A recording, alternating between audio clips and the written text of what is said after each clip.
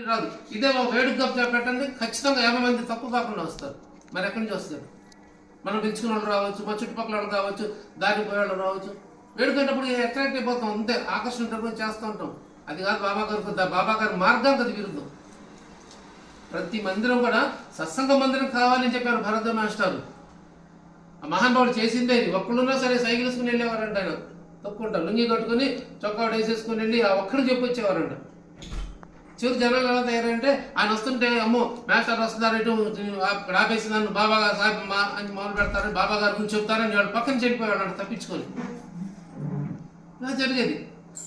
ఒకనాటికి వాళ్ళే ఎవరైతే తప్పించుకొని వెళ్ళారో బాబా గారి మాట విన్నా వస్తుందని వాళ్ళే మళ్ళీ ఎత్తుకుంటూ వచ్చి మాస్టర్ దగ్గరికి వచ్చి ఆయన పాదంలో క్షమాపణ కోరుకొని మళ్ళీ బాబా గారు భక్తులయ్యారు. వాళ్ళు మాస్టర్కి శిష్యులు కూడా అయ్యారు. శిష్యులు అంటే ఫాలోవర్స్ అయ్యారు. ఆ సద్గురువు స్మరణ మన చెవిలో పడాలన్నా కూడా అది ఆయన అనుగ్రహం ఉంటేనే, లేకపోతే పడదు. ఇది బాగా గుర్తుంచుకోవాలి మనం. ఆ దగ్గరికి వచ్చి కూర్చొని శ్రవణం చేయాలన్నా స్మరించుకోవాలన్నా కూడా బాబా గారి అనుమతి ఉంటే మాత్రమే జరుగుతుంది. అదర్వైజ్ మన స్వశక్తితో అయితే మనం ఏది చేయలేం.